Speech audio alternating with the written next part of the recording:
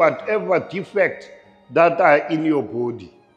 And if those defects are not found, they will still report it in the book there.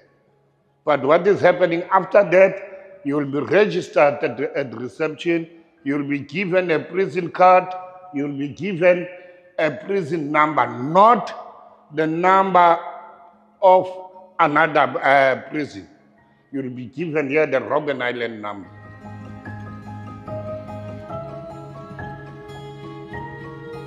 And then here, it's our study office.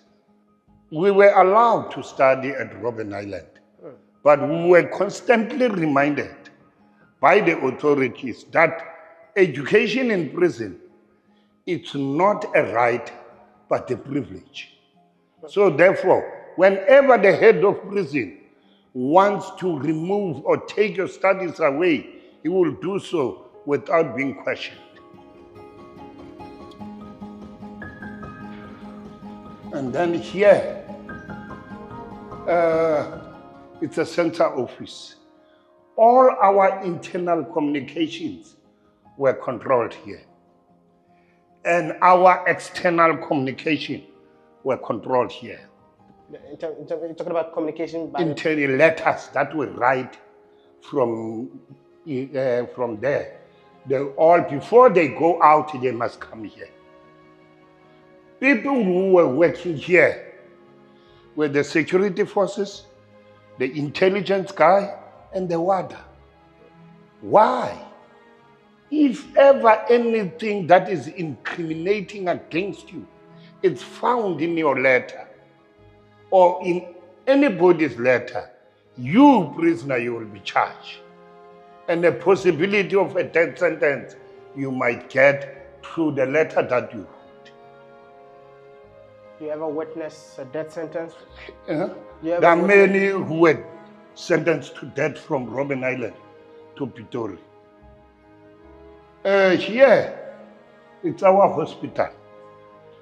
The Dr. Zebo will come once a month to come and examine us. But what happened, some comrades, they went out of this prison being mentally imbalanced. And some of them, they were given a medication that made them zombies.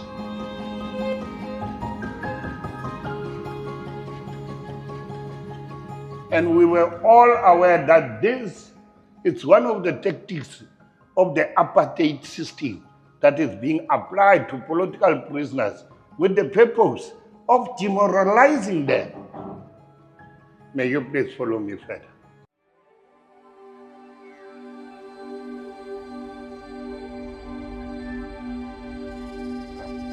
The charges that were leveled against me, it was conspiracy,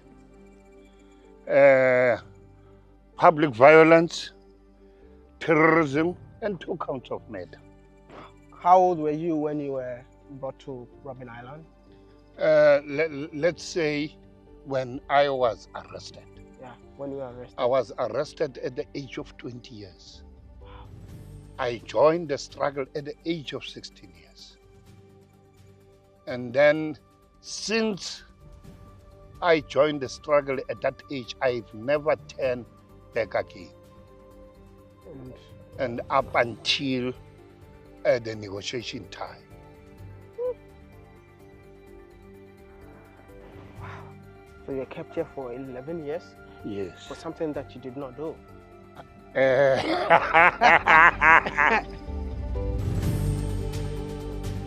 Were you a terrorist? No, I was not. So you literally spent 11 years of your life in here for something that you did not do? We were fighting. Yes. We were fighting. That's your right to fight for your people. Yes.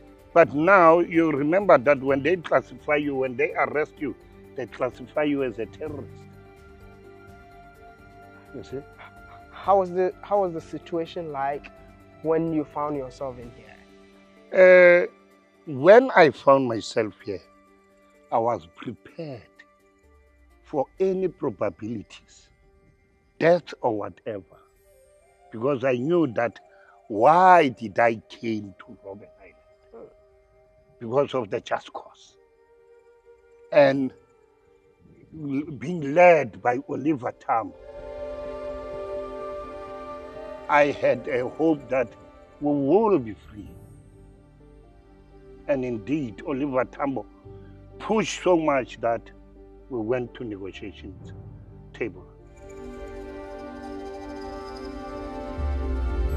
The two photos that you see here, these photos were taken in the 60s, secretly so.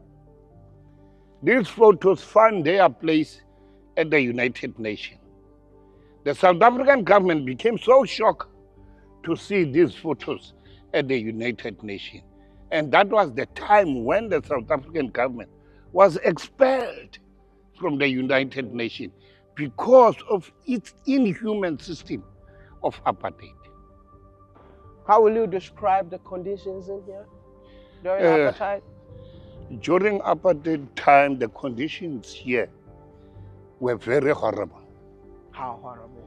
Horrible in such a way that in the 60s, the Mandelas and all other prisoners who were here, they were physically beaten by the warders here.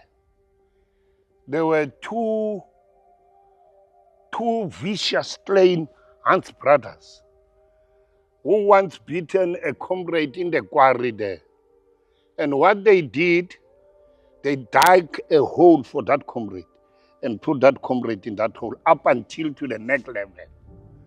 After they've done that, they urinated in his face. Both brothers, they urinated in another man's face. So that forced the prisoners to enter into a hunger strike. While they were on the hunger strike, because the authorities, they feared to be exposed internationally, prisoners demanded that the Kleinhans brothers be expelled from Robben Island. And indeed, those two brothers, they were taken away from Robben Island and they never came back here again.